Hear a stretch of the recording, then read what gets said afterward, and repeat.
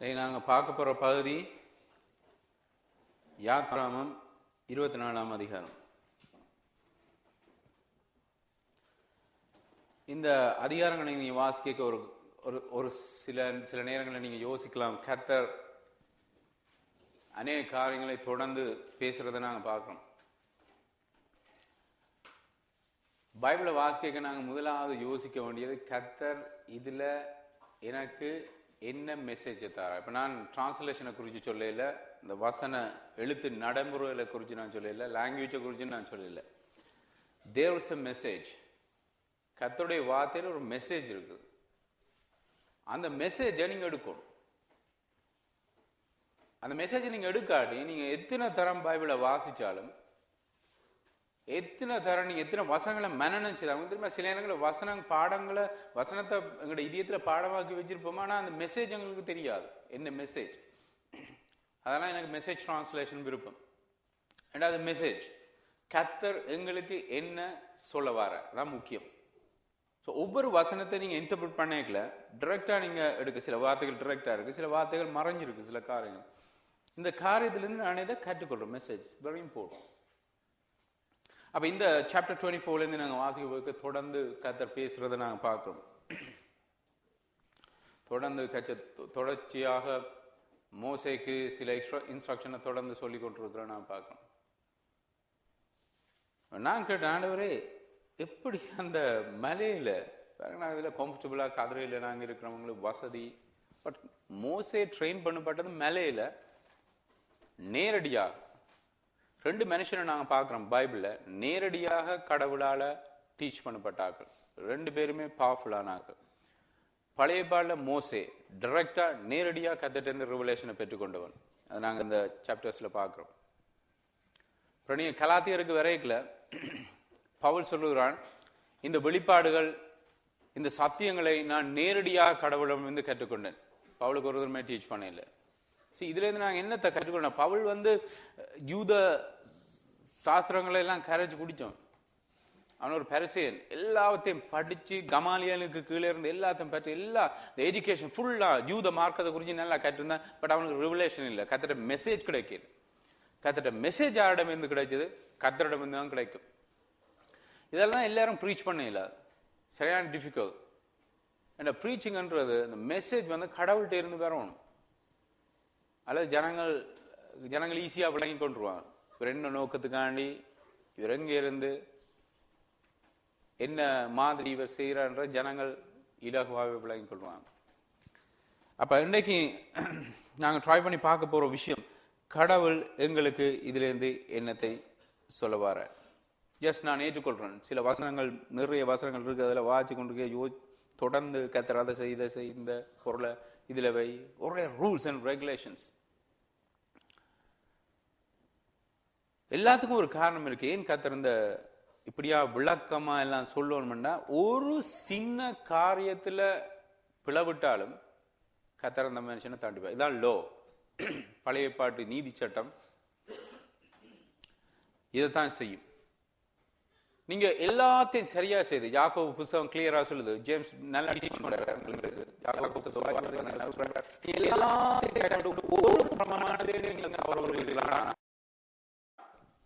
Impossible. அப்ப கர்த்தர் ஏன் இதை விளக்கமா இருந்து மோசேக்கு 40 நாள் டீச் பண்ணாருண்டா, எல்லாம் கேர்ஃபுல்லா ஃபாலோ பண்ணணும் இன்ஸ்ட்ரக்ஷன். எல்லாம் ஒரு சின்ன மிஸ்டேக் விட்டா கர்த்தர் தண்டிப்பார். அப்ப முதலாவது நாங்க லெசன், நான் கேட்டுக்கொண்ட லெசன், கர்த்தர் பேசக்க நாங்க கேர்ஃபுல்லா கேட்கணும். It could be long. இந்த சாப்டர் பாத்தீங்கன்னா சரியான லாங், நிறைய நேரம் கடவுள் பேசுற ஒரு சம்பவத்தை நீங்க வாசிக்கிறீங்க. லூக்கா 10ஆம் அதிகாரத்துல கடைசி பகுதியில 2 பொம்பளைகள் இருந்தாங்க. இன்ட்ரெஸ்டிங்கான ஒரு சம்பவம்.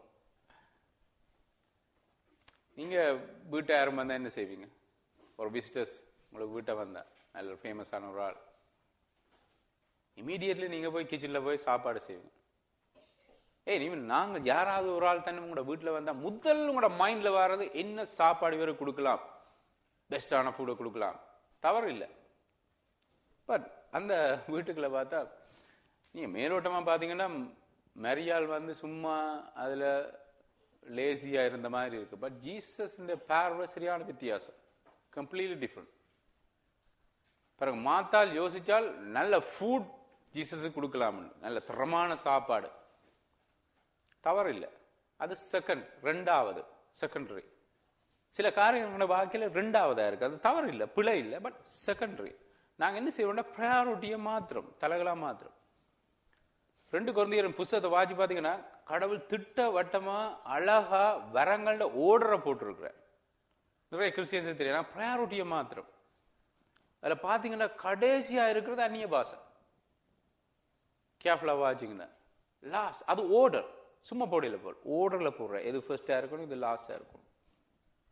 அதே மாதிரி எபேசியர் 4ஆம் அதிகாரத்துல ஊழியங்களை கடவுள் அதில் போட்டிருக்காரு. பட் கொரிந்தியர்ல நீங்க வாசி பாத்தீங்கன்னா பவுல் ஓர்டரை போடுறான், எது எப்படி இருக்கும். அப்ப நாங்க இன்னைக்கு ப்ரையாரிட்டியை மாத்திரம், இது முக்கியம். ஸோ ஜீசஸ் வந்திருக்கிறார், மிரக்கல் செய்கிறவர், பெரிய அற்புதங்கள் செய்கிறவர், நிறைய ஜனங்கள் அவரை ஃபாலோ பண்ணி, நல்ல டீச்சர், பிரில்லியன்ட் டீச்சர், அவருக்கு சாப்பாடு செய்யணும். இயேசு கிறிஸ்து சொன்னார், உனக்கு தெரியாது, மரியாள் தான் திறமானதை தெரிவு செய்தார். என்ன செய்தால் மரியாள்? திறமானது என்ன செய்தார்? இயேசு இந்த பாதத்திலிருந்து இயேசுக்கு சொன்ன எல்லாத்தையும் கேர்ஃபுல்லா, அதான் முக்கியம், கவனமா எவ்ரி வேர்ட், ஒரு வேர்ட் தன்னும் ட்ராப் பண்ணாம கேட்டார். நான் அடிக்கடி சொல்லபடி கர்த்தருடைய வார்த்தை மன்னாம இருக்கு. யோசிச்சு பாருங்க, அந்த பசியில இந்த ஜனங்கள், கஷ்டப்பட்ட ஜனங்கள், சாப்பாடு இல்லாம இந்த ஜனங்கள், நான் நெக்கல ஒரு மன்னா ஒரு துணிக்கையை தானே வேஸ்ட் பண்ணியிருக்க மாட்டான், கேர்ஃபுல்லா பொறுக்கி இருப்பான். Very important. இதான் எங்களை சஸ்டெயின் பண்ண போகுது, இதான் எங்களுக்கு எனர்ஜியை கொடுக்க போகுது. அப்ப கத்துட்ட வார்த்தை எப்படின்னா கேர்ஃபுல்லா. அதாலதான் நான் உங்களுக்கு இப்ப சலிக்காம திருப்பி திருப்பி சொல்லுவேன், பைபிள்ல இருக்கிற எல்லா புக்கும், ஓகே, எங்களுக்கு எல்லாத்தையும் ஞாபகம் வச்சிருக்கல, பட் எல்லா புக்கையும் நீங்க வாசிக்கணும். ஒரு புக்கை நிக்லெக்ட் பண்ணிட்டு மிச்ச புக்கில் வாசிக்காதுங்க. இதெல்லாம் மன்னா, கத்துட்ட வானத்திலிருந்து வரும் மன்னா, எல்லா ட்ராப்ஸும் இம்பார்ட்டன்ட், எல்லாம் இம்பார்ட்டன்ட். கர்த்தருடைய பைபிள்ல இருக்கிற வசனங்கள் இல்லை, பேட் எக்ஸாம்பிளும் இம்பார்ட்டன்ட். அதை வாசி நாங்கள் திருத்திக் கொள்ளலாம். அப்ப இயேசுவை பொறுத்தவரை அவருடைய கண்ணோக்கம், அவர் பார்க்கிற விதம் வித்தியாசம். மோசே கதைத்தான் அவர் சொல்றார். 26ஆம் அதிகாரம்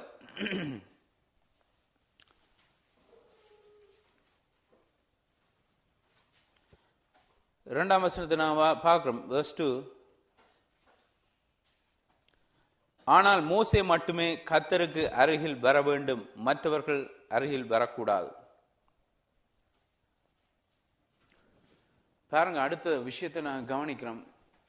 உங்களை எல்லாருக்கும் பைபிள் இருக்கிற ரகசியங்கள் அறிய விருப்பம், எனக்கும் விருப்பம், உங்களுக்கு விருப்பம், யாருக்கு விருப்பம் இல்லை இதுல. ஆனா ஏன் நிறைய பேருக்கு பைபிளை அண்டர்ஸ்டாண்ட் பண்ண இல்லாம இருக்கு, விளங்க இல்லாம இருக்கு? எத்தனை டிரான்ஸ்லேஷன் வந்துட்டு, எத்தனை இலகுவாக ஆக்கள் விளங்கக்கூடிய டிரான்ஸ்லேஷன், எளிமையான முறையில மொழிபெயர்ப்புகள் வந்திருக்கு. ஏன் இன்னும் ஜனங்களுக்கு பைபிள் விளங்க இல்லை? ஓகே, நிறைய காரணங்கள் இருக்கலாம். லேசினஸ், எங்களுடைய சோம்பேறித்தனம், நாங்கள் டைம்ல எக்ஸ்கியூசஸ், கத்தட்ட வார்த்தைக்கு டைம் கொடுக்குற நேரத்தை நாங்கள் வேறு இதுக்கோ கொடுக்குறோம். ஸ்டீலிங், உண்மை களவு. அது நான் களவண்டா நினைக்கிறேன், பேங்க்ல போய் களவெடுத்தா தான் களவண்டு. கத்துட்ட டைமை நாங்கள் களவெடுக்கிறோம். மல்கியான் புத்தகத்தை வாசி பாருங்க, வெரி இன்ட்ரெஸ்டிங். என்னுடைய மதிப்பை களவெடுக்கிறாங்க, கடவுள் கம்ப்ளைண்ட் பண்ற. அப்ப நாங்க எதுக்கு ப்ரையாரிட்டி, கத்தட்ட வாத ப்ரையாரிட்டி கொடுக்காம வேற ரெண்டு கொடுக்கிறோம். அப்ப தேவன் எங்களோட வாழ்க்கையில டெஸ்ட் பண்ணி பாக்குறத நாங்க எதுக்கு முதல்ல கொடுக்குறோம்? இப்போ விளங்குற ஏன் நிறைய பேருக்கு பைபிள் விளங்கு இல்லை. நிறைய பேர் சொல்லலாம், பிரதர் நான் இதை 5-6 தரம் வாசிக்கிறேன்னு எனக்கு விளங்கு. ஏன்டா நீங்க க்ளோஸா போயில அந்த வசனத்தை கவனிங்க. கடவுள் சொல்ற மோசைக்கு க்ளோஸ் ஆவார். யார் கடவுளுக்கு கிட்டே இருந்தாங்களோ அவனுக்கு கூட ரெவலேஷன் கிடைச்சு. மோசை நிறைய யோசுவாக்கு கத்தர் சொல்லலன்னு நான் சொல்ல, பட் யோசுவாவை கடவுள் அங்கால மிச்சாக்கள கொஞ்சம் டிஸ்டன்ஸ்ல நிக்க, மோசையை தனிய எனக்கு கிட்ட அருகே வர சொல்லி சொன்னேன். அப்ப கத்தருடைய வெளிப்பாடு, கத்தருடைய இன்ஸ்ட்ரக்ஷன் எங்களுக்கு வேணும்டா க்ளோஸா போகணும். க்ளோஸா போகணும்டா நான் என்ன சொல்ல வாரேன்டா, நாங்கள் தக்கலை செய்து கடவுள்கிட்ட போடுறோம், அதை குறித்து நான் சொல்ல வரையில. கத்தர் 2 காரியத்தை இந்த ஏத்துல கொடுத்திருக்காரு பூமியில. 2 காரியம் கத்தரோட க்ளோஸா போறது. ஒன்று ஜெபம், மற்றது வேத வாசிப்பு அல்லது தியானம். நான் உண்மையாவே நான் சொல்றேன், என் லைஃப்ல மற்ற வழியில நான் கை கொண்டிருக்கிறேன். இதுகளை செய்யாம ஃபெயில் ஏலாது. கத்தர் வச்சிருக்க ப்ராப்பர் சேனல், இந்த 2 சேனல் தான் எங்களை க்ளோஸா கொண்டு வரும் கடவுள்கிட்ட. சபை கூட்டமும் இவன் உங்களை கடவுளுக்கிட்ட கொண்டுறாத. சபையில நான் கூறுறதுனால அது கேட்டு அது என்னன்னா நாங்க எங்களுடைய எக்ஸ்பீரியன்ஸ் எங்களுடைய அன்பை நாங்க மெட்டா கூட பகிர்ந்து கொள்றோம். அதுதான் சர்ச்சுக்கு வரோம். அது நல்ல வெரி குட். அது வெரி இம்பார்ட்டன்ட். ஈக்குவல். நீங்க பைபிள் வாசிக்கிறோம், ப்ரே பண்றோம், அது ஈக்குவல். எந்த விதத்துல குறைவானதும் இல்லை. நான் என்ன சொல்ல வாரேன்டா, பர்சனலான ரிலேஷன்ஷிப் எங்களுக்கு இல்லாட்டி கடவுள் சொல்றவங்களுக்கு விளங்காது. கடவுள் என்ன சொல்ல வாரான்னு விளங்க நாங்க ஆபத்துல போய் விழுந்துருவோம். அதனால இயேசுக்கு சொன்ன கடைசி நாட்கள்ல நீங்க கவனமா இருங்க. நிறைய ஜனங்கள் விழுந்து போற காரணம் என்னன்னா பைபிள் வாசிக்கிறது இல்லை, கேர்ஃபுல்லா கேட்கறது இல்லை. மோசே 4ஆம் வசனத்தை பாத்தீங்கன்னா, அப்பொழுது கர்த்தர் சொன்ன எல்லாவற்றையும் மோசே எழுதி வச்சான். யோசிச்சு பாருங்க, மோசே நோட்ஸ் எடுத்து திருக்காட்டி இன்றைக்கு இந்த பல்லமையான புஸ்தகங்கள் ஆதியாமம், யாத்ராமம், எண்ணாமம், உபாமம் ஒன்றுமே இருந்திருக்கா பைபிள்ல. நிறைய சத்தியங்களை நான் கற்றுக்கொள்றோம். நிறைய காரியங்கள் இப்ப யாராவது உங்கள்கிட்ட வந்து கேட்டா எப்படி உலகங்கள் உண்டானதுன்னா நீங்க சும்மா சொல்லலாது. வேதத்திலிருந்து ஆதாரத்துக்கு எடுத்துக்காட்டு, அதுக்கு ஆதியாமத்தை தான் எடுத்துக்காட்டணும். முழு ஒரிஜின் எல்லாம் ஆரம்பிச்சு எல்லாம் ஆதியாமத்தில் இருக்கு. மோசேட்டு இந்த நல்ல பழக்கம் நோட்ஸ் எடுக்கிற பழக்கம். நான் உங்களுக்கு என்கரேஜ் பண்ணுவேன். நான் இப்போ நோட்ஸ் எடுக்கிறத பப்ளிக் மீட்டிங்ல ஆக்கள் ப்ரீச் பண்ற நோட்ஸ் அதை நான் சொல்ல வரையில. தனிய கர்த்தர் உங்களுக்கு நிச்சயமா வெளிப்படுத்துவார். நீங்க பேக்கை கொண்டு போய்ங்க, உங்களோட ஹேண்ட் பேக்ல சில லிப்ஸ்டிக் இருக்கலாம், மஸ்காரா இருக்கலாம், பொம்பளை சில ஆம்பளை பேக்ல லஞ்ச் பாக்ஸ் இருக்கலாம், பென் இருக்கலாம். பட் நோட் புக்கையும் பெண்ணையும் நான் கொண்டு போக கற்றுக்கொள்ளணும். இமீடியட்லி கர்த்தர் ஏதாவது ரிவலேஷன் உங்களுக்கு தருவார், டக்குன்னு அந்த பேப்பர் எழுதி கொடுங்க. ஏன்டா நாங்க ஹியூமன்ஸ், நாங்க மனிதர்கள். மோசே எழுதினபடியா தான் எங்களுக்கு ஹெல்ப்ஃபுல்லா இருந்திருக்கு. பவுல் கடிதத்தை பிரிண்டிங்கால இங்கால எழுதினபடியா தான் இன்றைக்கு நிறைய பேர் நாங்கள் பரிசுத்தமாய் கொள்வார். ஜீசஸ் கிரைஸ்ட் சொன்ன உபதேசங்களை பின்னால போய் மார்க்கு, மத்தேயு, லூக்கா அவங்கெல்லாம் எழுதினபடியா தான் எங்களுக்கு இன்றைக்கு நிறைய காரியங்கள் தெரியுது. நாங்கள் பரிசுத்தத்துல வளர்றோம், அவருடைய உபதேசங்களை கற்றுக்கொள்றோம். ஸோ நல்ல ஹேபிட். மோசே கர்த்தர் சொன்ன ஒன்றை மிஸ் பண்ணல, எல்லாத்தையும் கேட்டான், லிசன் பண்ணான். அடுத்தது அவன் கேர்ஃபுல்லா அவரிடத்துல எழுதி வச்சிருக்கான். பின்னால நான் பார்க்கிறோம் அந்த பின் அதிகாரங்களை பாத்தீங்கன்னா கடவுள் சொல்றார் மோசேக்கு அடுத்தது வெரி இம்பார்ட்டன்ட். இந்த பைபிள் இந்த சாப்டர்ல இருந்து நான் கற்றுக்கொள்ள வேண்டிய விஷயம், நான் சொல்றேன் எல்லாத்தையும் செய்ய நீ கவனமா இரு. அப்ப முதலாவது லிசன், எங்கட மனதில் பதிச்சு கொள்றது வார்த்தையை, கர்த்தர் சொல்ற இன்ஸ்ட்ரக்ஷன், இதெல்லாம் கர்த்தர் சொல்ற இன்ஸ்ட்ரக்ஷன், இதெல்லாம் நிழல் மாதிரி ஒரு பாடம். நாங்கள் கர்த்தருடைய சத்தத்தை கேட்டு எங்க இதயத்தில் பதிக்கிறோம். ஸோ அடுத்து பதிக்கிறது. மூன்றாவது, நான் சொன்ன எல்லா இன்ஸ்ட்ரக்ஷனையும் செய்ய கவனமா இருக்கு. ஜோஷுவா புத்தகத்தை இங்க வாசி பாத்தீங்கன்னா, அதே ஜோஷுவா தான் தலைமை பீடத்தை எடுத்துக்கொண்டது. மோசே செத்தாப்புறம் அடுத்த கேப்டன், அடுத்த லீடர். ஜோஷுவாக்கும் அதே காரியத்தை தான் கடவுள் சொன்ன, நீ கவனமா இரு. நான் மோசேக்கு என்ன மாதிரி செய்ய சொல்லி சொல்லணும் அதே மாதிரி செய்ய கவனமா இருக்கும். நாங்க இன்றைக்கு எத்தனை பேர் கேர்ஃபுல்லா இருக்கிறோம். அந்த மேரி மாதிரி இயேசு, ஓகே இயேசு கிறிஸ்து மாம்சத்துல இல்லை, பட் இது லோகோஸ், உங்களோட கையில் இருக்கிற பைபிள். ஜீசஸுக்கு ஜீசஸ் வந்து வார்த்தை, பைபிள் வார்த்தை, ஜீசஸ் வார்த்தைன்னு சொல்லி இருக்கு. வெளிப்படுத்தின விசேஷத்தில் அவர் தொடையின் கீழே ஒரு பேர் கொடுக்கப்பட்டிருக்கிறது, வேர்ட். அதான் ஃபைனல் நேம். ஜீசஸுக்கு கொடுக்கப்பட்ட கடைசியான பேர் தி வேர்ட், வார்த்தை, இதனுடைய வார்த்தை.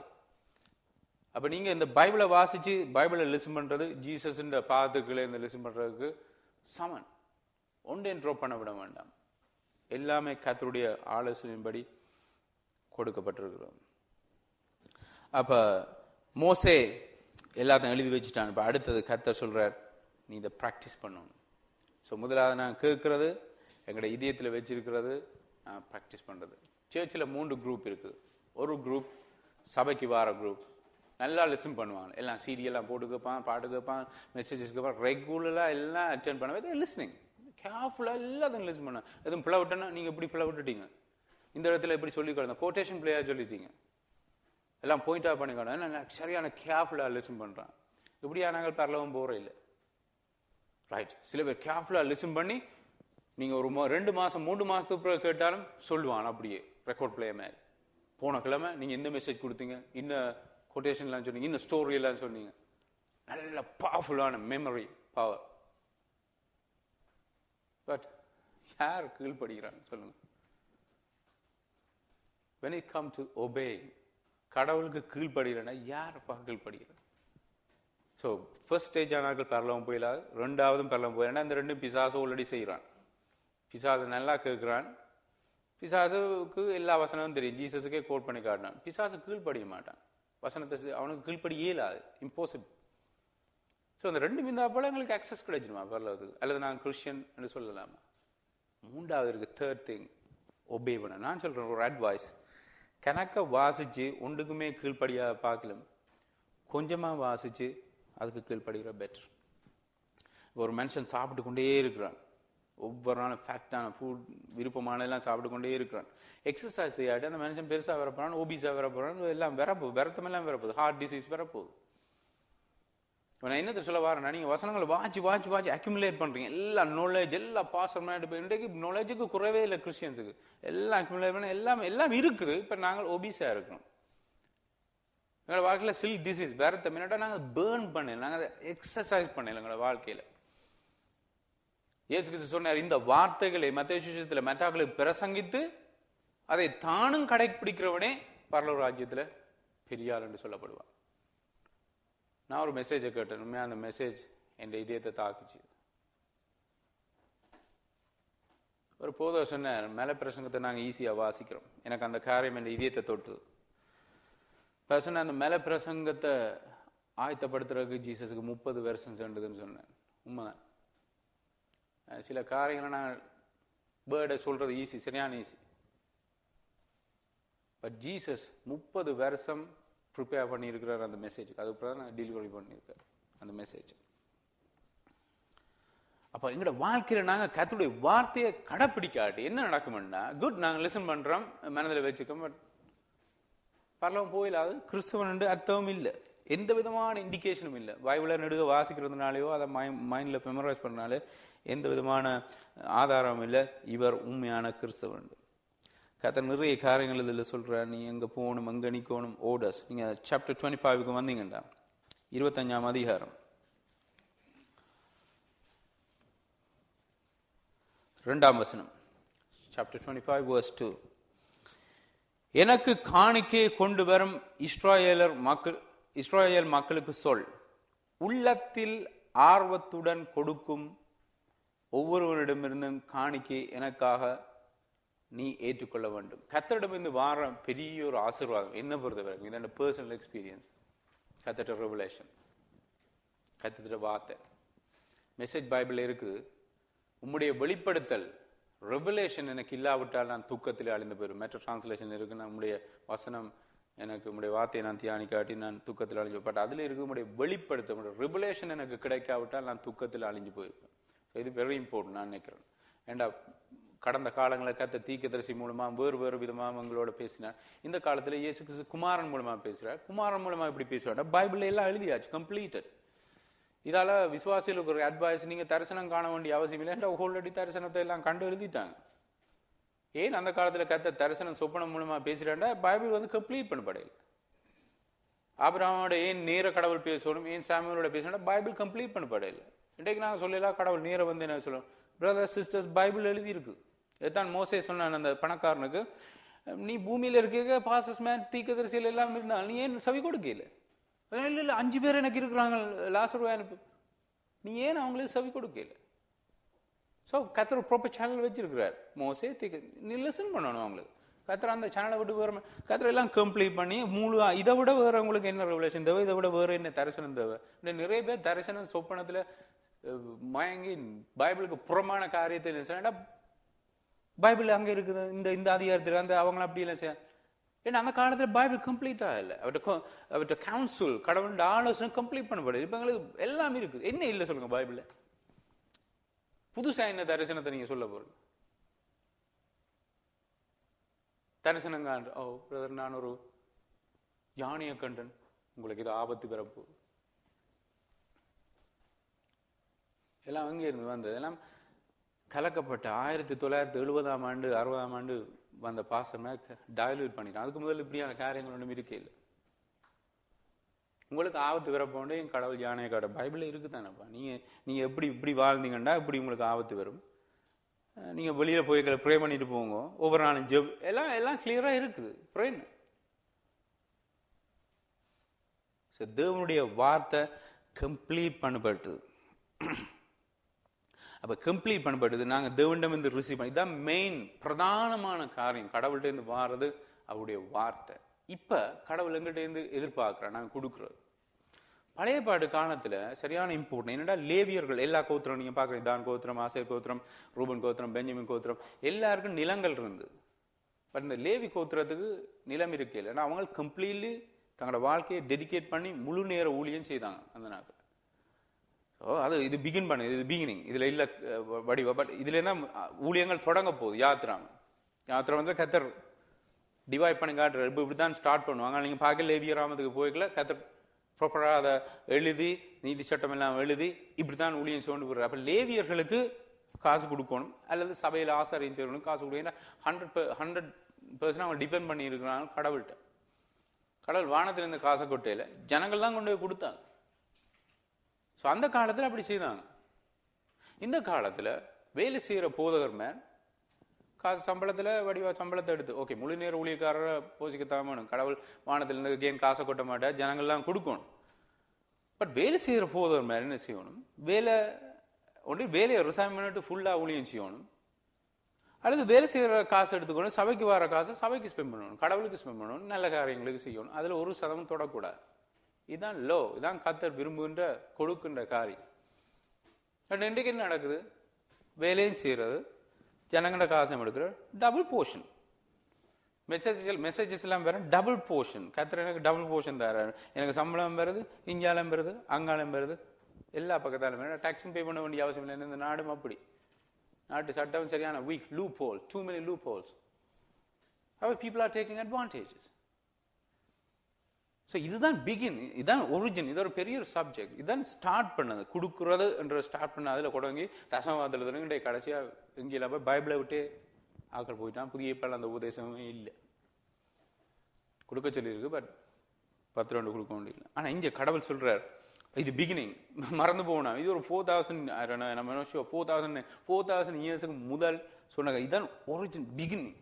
ஊழியம் ஆரம்பிக்கிறோம். அப்ப காசு தேவை, பணம் தேவை, கடவுளுக்கு தெரியும். கடவுள் சொன்னார் கொடுங்க நல்ல, பட் ஷேஃபுல்லா கொடுங்க, ஷேஃபுல்லா கொடுங்க, மனதில் ஆர்வத்தோட சந்தோஷத்தோட கொடுங்க. அமேசிங். பழைய பாட்டுல புதிய பாட்டு சத்தியம் அடங்கி. நான் இதுல யாத்ராமத்தை வாசிக்க நான் நிறைய காரியங்களை நான் வடிவ வாசிக்க திருப்பி 2ஆம் நான் லாஸ்ட் வீக் சொன்ன மாதிரி 2ஆம் வாசிக்கலாம். புதிய பாட்டு நிறைய சத்தியங்கள் இந்த இடத்துல இருக்குது. 2 கொரிந்தியர் புத்தகத்துல இருக்கு. நீங்க மனம் வந்து விருப்பத்தோடு நீங்க கொடுக்க சொல்லி இதுல கடவுள் சொல்ற அது பழைய, அது புதிய சத்தியம் இல்லை, பழைய சத்தியம். கடவுள் சொல்ற பாருங்க, எனக்கு காணிக்கையை கொண்டு வரும் இஸ்ராயல் மக்களுக்கு சொல், உள்ளத்தில் ஆர்வத்தில் இந்த கேள்வி நாங்க கொடுக்கிறோம், இது காசு. பட் எனிதிங் நீங்க வர்ஷிப் பண்ணாலும் சரி, ஒரு கூட்டத்துக்கு போனாலும் சரி, ஒரு ஆளுக்கு அட்வைஸ் பண்ணாலும் சரி, மெசேஜ் கொடுத்தாலும் சரி, பாட்டு பாடினாலும் சரி, மியூசிக் அடிச்சாலும் சரி, சின்ன காரியமா இருந்தா எல்லாம் கூட்டுறதா, கிளீனிங் பண்ண, ஹோல் அரேஞ்ச் பண்றதா, மீட்டிங், எனிதிங் எல்லா ஊழியத்தையும் நீங்க கொடுக்கலாம். நாங்க ஆர்வத்துடன் செய்யறோமா, அல்லது அவளுக்கு பின்னால வேற ஏதாவது கள்ள மோட்டிவ் இருக்கா, வேற ரீசன்ஸ் என்ன? ஜனங்கள் நினைக்கணும் நான் ஒரு தாழ்மையான ஒரு ஆள், அல்லது என்ன ஜனம் நினைக்கணும் இவர் ஒரு நல்ல ஒரு டேலண்டான ஒரு ஆள். நான் ஒரு காரியத்தை சொல்றேன் பாருங்க, நாங்க எதை செய்தாலும் நாங்க அதுக்கு கிரெடிட் எடுத்தோம்டா அது கர்த்தருக்கு முன்பா எந்த விதமான பிரயோசனம் இல்லை. கிரெடிட் நான் என்ன சொல்ல வரேன்டா, இப்ப உதாரணத்துக்கு ஏதாவது செய்து போட்டு இது நான் இது நான் செய்தேன், கர்த்தர் உங்களுக்கு பலம் கொடுக்காட்டி நீங்க ஒன்றுமே செய்யல. அப்ப மெயின் முக்கியமான நோக்கம் நாங்க உள்ளத்தின் அடி ஆழத்தில் இருந்து நாங்க கொடுக்கணும். நீங்க காணிக்க கொடுக்க தசமாவ என்ன காணிக்க நீங்க சர்ச்சில் கொடுக்கல, அல்லது இப்ப நான் எல்லா பொதுவா இந்த நாட்டில் இருக்கிற எல்லா ஜனங்களை கேட்கிறேன் எவ்வளவு கொடுக்குறேன் இல்லை. இப்ப போட்டி எவ்வளவு நான் கொடுக்குறேன். ஏன்னா பக்கத்துல உள்ள 20 pounds போட்டா நான் அட்லீஸ்ட் 25 pounds போடணும். யாருக்கு இந்த காசு இல்லை? ஜீசஸ் அதை இம்ப்ரெஸ் பண்ணார். லூக்கா எழுதின சுவிசேஷம் 21ஆம் அதிகாரம், லூக் சாப்டர் 21.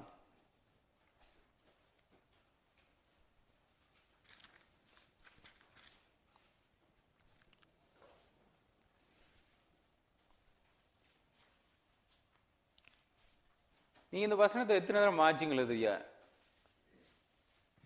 ஒரு போதகர் என்னோட தர்க்கம் பண்ண, சபையில நீங்க காணிக்கை செய்யல, இந்த கேஷ் பேக்கை முன்னால கொண்டு போய் கொடுக்கணும். ஏன்னா ஜனங்களுக்கு உற்சாகப்படுத்தணும். நீங்க இயேசு கிறிஸ்து கடைசி வரைக்கும் கொஞ்சம் பிக்சர் பண்ணுவேன். ஜீசஸ் கிரைஸ்ட் காசு பேக்கோட இப்போ உங்களுக்கு இருக்கிற ஒவ்வொரு சேரா வந்து பேக்கிங், காசு போடுங்க காசு போடுங்க. I showed him. நான் இந்த வசனத்தை காட்டினேன். Thank you very much. I stick to the old style.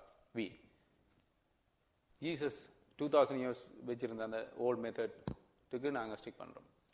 நீ மெத்தட்ஸ் எல்லாம் எங்களுக்கு தேவையில்லை. இயேசு நிமிந்து பார்த்தபோது பணக்காரர் தமது அன்பளிப்புகளை, சர்ச்சில் பணக்காரன் இருந்திருக்காங்க, சினகோகில் பணக்காரர் தங்களுடைய அன்பளிப்புகளை ஆலயத்தின் திரவிய பட்டியல் போடுவதை கண்டார். ஆனால் ஒரு ஏழை விதவை 2 செப்பு நாணயங்களை அதில் 2 செப்பு நாணயத்துக்கும் மிச்ச பணத்துக்கும் இவ்வளவு வித்தியாசம். 2 செப்பு நாணயங்களை அதில் போடுகிறதையும் அவர் கண்டார். அப்பொழுது அவர், நான் உங்களுக்கு உண்மையை சொல்லுகிறேன், இந்த ஏழை விதவை மற்ற எல்லாரை பார்க்கலும் அதிகமாய் போட்டார்.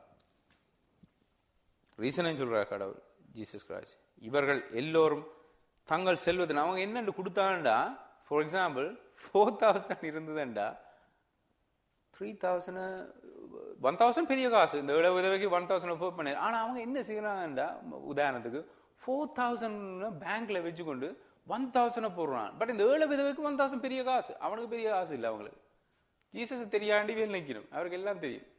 அவர்கிட்ட கண் வந்து டிரான்ஸ்பரண்ட். இந்த சிவர கங்கால என்ன நடக்குதுன்னு தெரியும். ஒருக்க பேதுரு இந்த டாக்ஸை பற்றி கேட்கிற கேள்வி கேட்கிற உள்ளுக்கு வந்து பேதுரு வா திறக்கிற ஜீசஸ் கிரைஸ்ட், நீ என்ன நினைக்கிற இந்த டாக்ஸ் பே பண்ற. ஸோ ஜீசஸுக்கு எல்லாம் தெரியும். சிவர்களாலே அவர் பார்ப்பார். இவங்க என்ன செய்ய பெரிய தொகை வச்சுக்கொண்டு சின்ன தொகை, அவங்கள பொறுத்தவரை சின்ன தொகை. பட் ஏழு விதவுக்கு முன்னால போட அந்த 2 செப்புக்கு முன்னால கூட பெரிய காசு. பட் ஜீசஸ் இம்ப்ரெஸ் ஆகல. ஜீசஸ் ஒன்றும் சொல்லல, கண்டெம் பண்ணல. அதே மாதிரி இன்றைக்கு நிறைய ஜனங்கள் பிறந்த போற கடவுள் கண்டெம் பண்ண, கடவுள் சிம்பிளி இக்னோர் பண்ணிட்டு யார் உண்மையான அடிமனதின் ஆழத்துல ஆர்வத்தோட பாருங்க தங்களோட அன்போட தேவனை நேசித்து பணத்தை கூட, அது 1 பணம் இருந்தாலும் அந்த பணத்தை கொடுக்க கர்த்தர் அதுல பிரியமா இருக்கிறார். இவர்கள் எல்லோரும் தங்கள் செல்வத்திலிருந்து அன்பளிப்புகளை கொடுத்தார்கள். ஆனால் இவ்வளோ தனது ஏழ்மையிலிருந்து தான் வாழ்வதற்கு வைத்திருந்த எல்லாவற்றையுமே போட்டு விட்டான். அவன் மனம் கடவுள்ட அன்பு செலுத்தினபடினால அந்த காசுதான் அவளுக்கு இருந்து சவாய் பண்றதுக்கு அதை அவர் போட்டார். இதுல இல்ல அவளுக்கு எப்படி ஆசீர்வாதம். நீ நினைக்கிறீங்களா ஜீசஸ் கிரைஸ்ட் அவளை ஆசீர்வதிக்காம விட்டுருப்பான்? 100 times 10,000 times அந்த விதவை பிளஸ் பண்ணப்பட்டிருப்பான். ஸோ கொடுக்கல சேஃப்லா கொடுக்கணும். இது காசு நான் உதாரணத்துக்கு எடுக்கிறேன், கடவுளும் இந்த காசு உதாரணத்துக்கு சொல்றார். பட் எல்லா காரியத்தை நாங்க ஆர்வத்தோடு செய்யணும். விருப்பத்தோடு செய்யக்கல இந்த கடவுள் அதை ஆசீர்வதிப்பார். சரி, கத்தட்ட காரியத்தை செய்ய வரைக்க சாத்தான் என்ன செய்யறான்? நிறைய பேருக்கு ஓகே ஒரு வேர்ஷிப்பை செய்ய போய்க்கல, ஒரு பாட்டை பாடைக்கல, ஒரு மியூசிக் அடிக்கல, சாத்தான் என்ன செய்யறான்? குடும்பங்களில் ஒரு பிரச்சனையை கொண்டு வருவான். அல்லது படிக்கிற காலேஜில் அல்ல வார இடத்துல ஒரு வேர்டு என்ன சொல்லுவாங்க, உங்களை ஹர்ட் பண்ணக்கூடிய ஒரு தட்ஸ் சரி உங்களோட ஸ்பிரிட் சரி இப்படி ஆவி குழங்கிடும். ஆவி குழம்பின உடனே டிஸ்கரேஜ்மெண்ட் வந்துடும். விருப்பத்தோட நீங்க செய்வாங்க, நீங்க செய்வீங்க எக்ஸாக்ட்லி நீங்கள் ஆயத்தமான மாதிரி எல்லாத்தையும் செய்வீங்க. பட் இருதயத்துல விருப்பம் இல்லை, கடவுள் அதுல பிரியமா இருக்க மாட்டேன். ஏன்னா கர்த்தர் உள்ளதை தான் பாக்குறார், வெளியில பெர்ஃபார்மன்ஸை பார்க்கிறது. தேவண்ட நோக்கம் நீங்க கொடுங்க, சேஃப்லா கொடுங்க. அடுத்த சாப்டருக்கு நான் பார்க்க போறோம். இதுல கடவுள் உடன்படிக்கைப்பட்டதை குறித்து சொல்றார். என்ன மாதிரி செய்யணும்னு நீங்க 10ஆம் அதிகாரத்தில் தொடர்ந்து வாட்சி பாத்தீங்கன்னா கடவுள்ட உடன்படிக்கை சரியான முக்கியம். ஸ்பெஷலி அந்த காலத்துல யோசிச்சு பாருங்க, ஒரு சாதாரண ஒரு இந்த கண்ட்ரி பிரைம் மினிஸ்டர் உங்களை கூப்பிட்டு சொல்றேன்னா உன்னோட ஒரு அக்ரிமெண்ட் ஒன்று எழுதணும். நான் நினைக்கிறேன் இப்ப இந்த இடத்த விட்டு நீங்க ஜம்ப் பண்ணி அங்க போயிருவீங்க, நான் போறேன் சந்திக்கிறேன். ஏன்னா அவர் ஒரு பெரிய ஒரு ஆள், அவரோட அக்ரிமெண்ட் எங்களை சந்தோஷம். உங்களுக்கு தெரியுமா, ஜீசஸ் கிரைஸ்ட் இயேசு கிறிஸ்து எங்களை ஒவ்வொருவரோட தனிப்பட்ட விதமா ஒப்பந்தம் செய்திருக்கிறார் அல்லது உடன்படிக்கை செய்திருக்கிறார். அது இயேசு கிறிஸ்து பரிசுத்தாவியான சாட்சி முன்னிலையிலும் பிதாவுடைய சாட்சி முன்னிலையிலும். 1 யோவான் புத்தகத்தை வாட்சி பார்த்தீங்கன்னா சாட்சி கொடுக்கிறவர்கள் 3 பேர், பிதா குமாரன் பரிசுத்த. அவங்க 2 பேருக்கு முன்னாலே ஜீசஸ் கிரைஸ்ட் தன்னுடைய ரத்தத்தை சிந்தி அந்த இதை உயில் அந்த சிம்பிளான தமிழ்ல அவருடைய உறுதியோ இன்னும் அதை எழுதி கொடுத்திருக்கிறார். ரைட், பெற்றுக்கொள், ரட்சிப்பை பெற்றுக்கொள். அப்ப அந்த உடன்படிக்கை வெறும் இம்பார்ட்டன். அதனாலதான் கர்த்தர் இவ்வளவு பெரிதான மதிப்பு கொடுக்கிறார். கர்த்தருடைய உடன்படிக்கை நீங்க சாப்டர் 26க்கு வந்தீங்கன்னா 26ஆம் அதிகாரம் இறை வதிவிடம், அதாவது கர்த்தர் இருக்கின்ற இடம், ஆசரிப்பு கூடாரம் அப்படின்னு ஒரு வேர்ட்ல நீங்க சொல்லலாம். இந்த ஆசரிப்பு கூடாரத்தை அல்லது இறை வதிவிடத்தை தேவன் டிசைன் பண்றேன். இது சரியா இன்ட்ரெஸ்டிங்கான ஒரு விஷயம். பாருங்க, அண்ட சராசரங்களை உண்டாக்கின கடவுள், வானம் பூமியை உண்டாக்கின கடவுள், எத்தனையோ மில்லியன் ட்ரில்லியன் மைலுக்கு அங்கால சந்திரன் இருக்கு, சூரியன் இருக்கு. யோசிச்சு பாருங்க ஸ்பேஸ் இந்த சாய்ஸ். இவ்வளவு பெரிய காரியங்களையும் படைச்சிட்டு ஆண்டவர் சொல்றார், நீ ஒரு அதென்ன 46 ஃபீட் அளவான ஒரு ஒரு சின்ன இடம், அதுக்குள்ள நான் இருக்க விரும்புறேன்ற கூடாரம், அந்த நீ செய்யற அந்த இடத்துக்குள்ள நான் இருக்க விரும்புறேன். இப்ப அதால கடவுள் நிறைய இன்ஸ்ட்ரக்ஷன் அந்த இடத்துல நான் கொடுக்கறத பார்க்கிறோம். நீ 33ஆம் வசனத்தை பாத்தீங்கன்னா verse 33, பூட்டுக்களிலிருந்து திரையை தொங்க விட்டு சாட்சி பெட்டகத்தை திரைக்கு பின்னே வை. இப்ப அந்த இறை வதிவிடம் 3 பிரதான பிரிவுகள் இருக்கு. அவுட்டர் கோர்ட், வெளியில, அதை வெளி பிரகாரம் என்று சொல்லுவாங்க. பிறகு உள்ளுக்குள்ள, அந்த உள்ளுக்குள்ள வந்த உடனே அடுத்தது நீங்க பாக்குறது பரிசுத்த ஸ்தலம் ஒன்று இருக்கு. பரிசுத்த ஸ்தலத்துக்கும் மகா பரிசுத்த ஸ்தலத்துக்கும் இடையில ஸ்கிரீன், அதை தான் கர்த்தர் செய்ய சொல்ற. 33ஆம் அதிகாரம், கூடாரத்துக்கு வாயிலுக்கு நீல நூல், ஊதா நூல், கரஞ்சிவப்பு நூல், திரித்து, மென்பட்டு ஆகியவற்றால் ஒரு திரைச்சீலையை செய்து, அது ஒரு சித்திர தையல்காரனின் வேலையாக இருக்க வேண்டும், ப்ரொஃபஷனலா இருக்கணும். அத்திரையை தங்க கொக்கிகளையும் சித்தி மரத்தால் 5 பங்குகளையும் செய்து அதை தங்க தாட்டால் மூடும். அக்கம்பங்களுக்கு வெண்கலத்தால் 5 அடித்தளங்களையும் செய். கடவுள் ஒரு திரையொண்ட போட்டார். அந்த திரை என்னன்னா, அங்கால பரிசுத்தம் இல்லாம ஒரு தரம் போயிடாது. சோ உங்களோட வாழ்க்கையை நாங்க 3ஆ பிரிக்கலாம். இதுதான் பரிசுத்தாவியானவர் சொல்ற. பாருங்க, நாங்க வெளியில இருக்கலாம், which is நாங்கள் ரட்சிக்கப்படாம கர்த்தர் அறியாம அது வெளியில இருக்கிறது. உள்ளுக்கு வரலாம். சில பேர் ரெண்டுக்கும் நடுவில் இருக்கு. சில பேருக்கு கடவுளோட கூட டீப்பா வாழ விருப்பம் இல்லை, உலகத்துக்கும் போக விருப்பம் இல்லை, நடுவில் இருக்கு. அப்படி சில பேர்ட்ட எக்ஸ்பீரியன்ஸ். சில பேருக்கு ஆசை, உலகத்துக்கு திருப்பி போகணும் ஆசை, கடவுளோட இருக்கணும் ஆசை, அப்ப நடுவில் இருக்கிறாங்க. அவங்க சிம்பிளா. பட் கொஞ்சம் குரூப், ஒரு சில குரூப் தானே இதுல இருக்கு. ஒரே ஒரு பிரதான ஆசிரியர் தான் உள்ளுக்கு போகலாம். அதே மாதிரி கொஞ்சம் சரியான ஒரு குறைவான எண்ணிக்கை உடையாக்களுக்கு தான் விருப்பம், நான் கத்துட்டு இன்னும் க்ளோஸா போகணும், அடுத்த ஒரு ஸ்டெப் எடுக்கும்.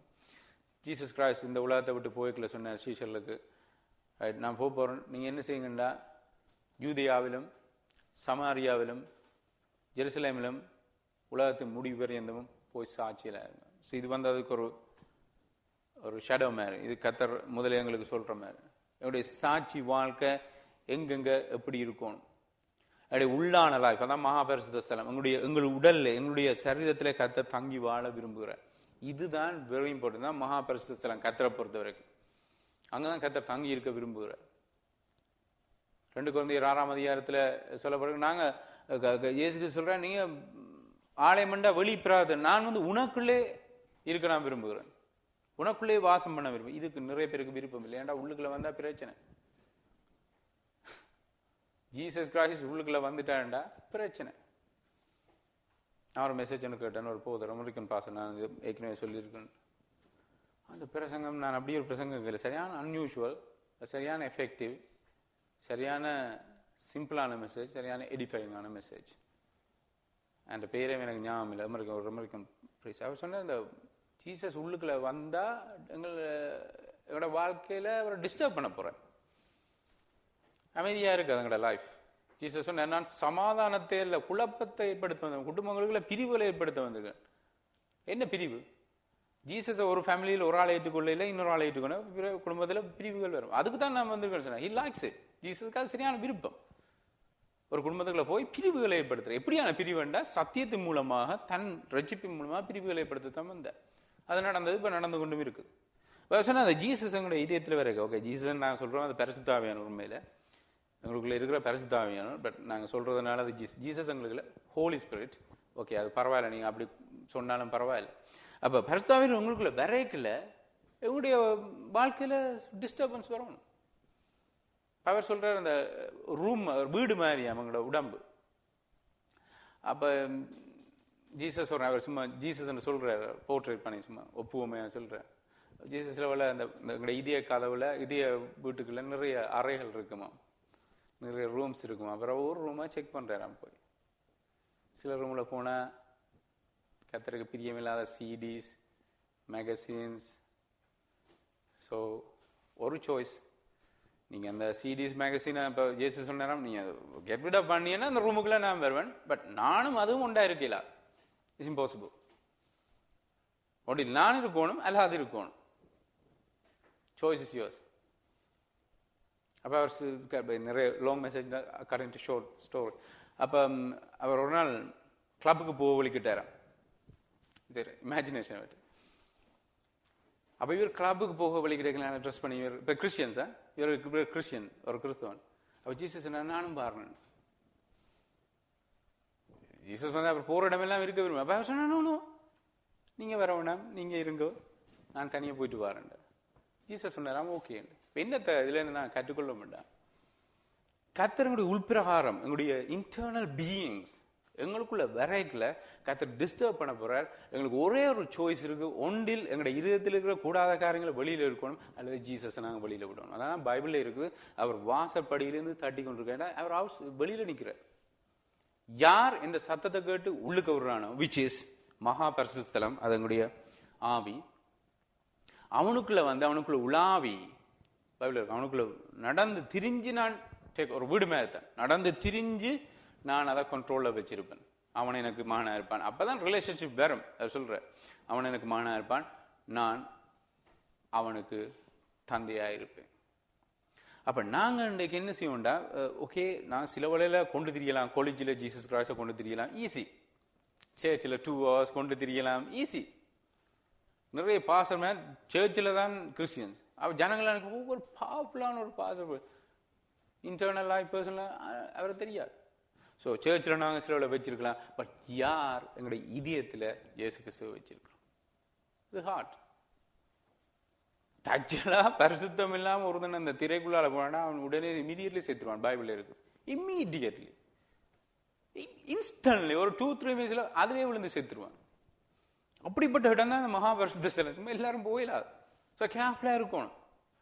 பாருங்க எவ்வளவு பயங்கரமான கடவுளோட நாங்கள் டீல் பண்ணி கொண்டிருக்கோம். இதுல எபிரேயர் 9ஆம் அதிகாரம் திருப்பியும் ஹீப்ரூ சாப்டர் 9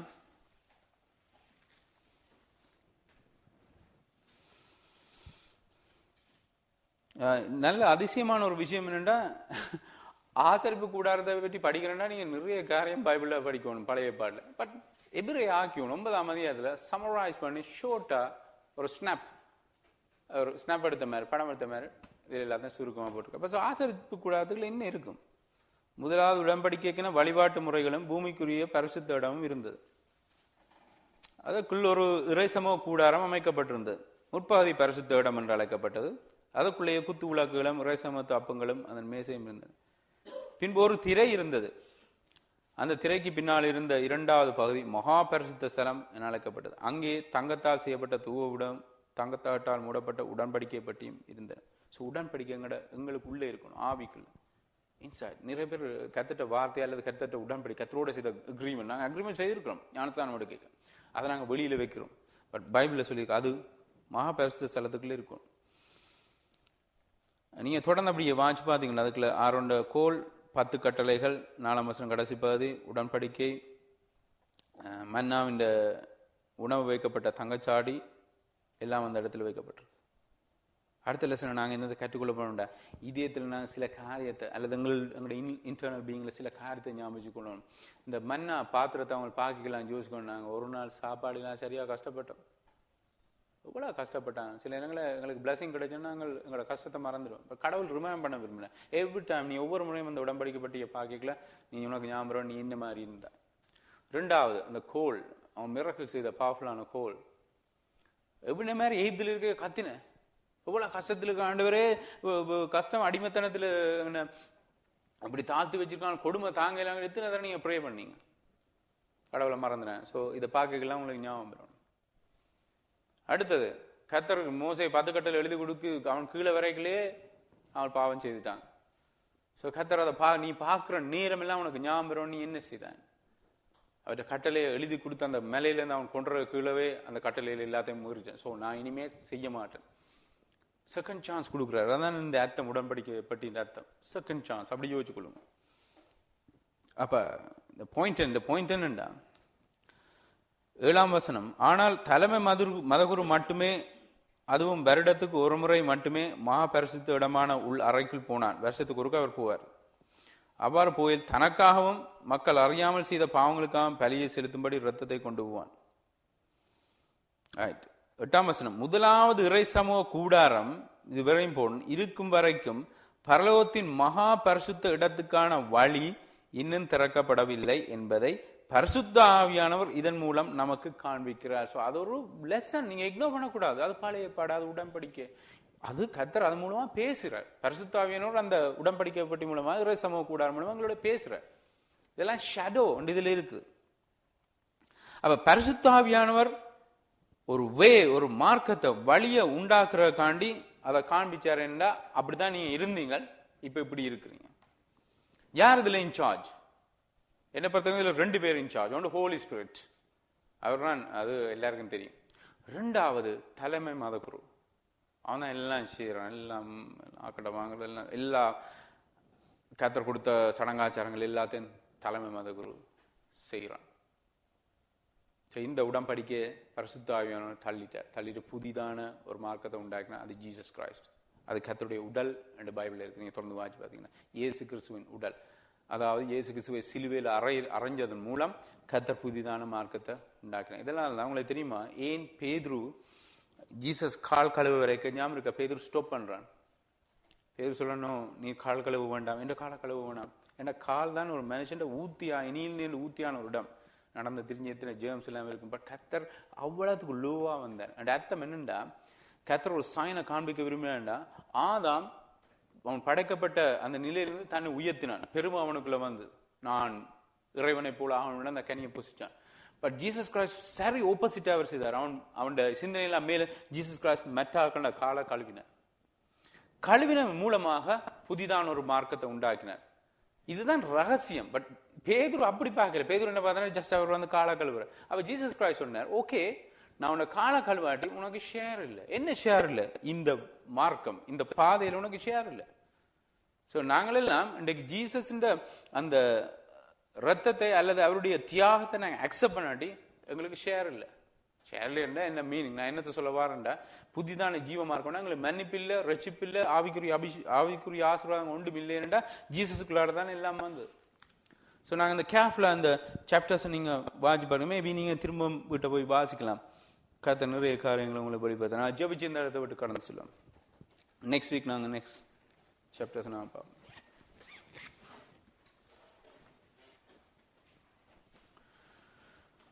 ஆண்டவரே கர்த்தாவே, இந்த நேரத்துக்காக உங்களை துதிக்கிறோம். ஆண்டவரே சாமி, அப்பா இறைவனே, நீரங்கள் கர்த்தாவே வதிவிடமா இருக்கிறீர் என்று சங்கீதத்திலே நான் வாசிக்கிறோம். ஆண்டவரே சாமி, உமக்குள்ளே நாங்கள் வாழ வேண்டும், நீரங்களுக்குள்ளே வாழ வேண்டும் சாமி. அப்படியான ஒரு அனுபவத்தை எங்களுக்கு தார். இயேசுவின் நாமத்தினால ஒப்பு கொடுத்து ஜெபிக்கிறோம் நல்ல பிதாவே. ஆமென்.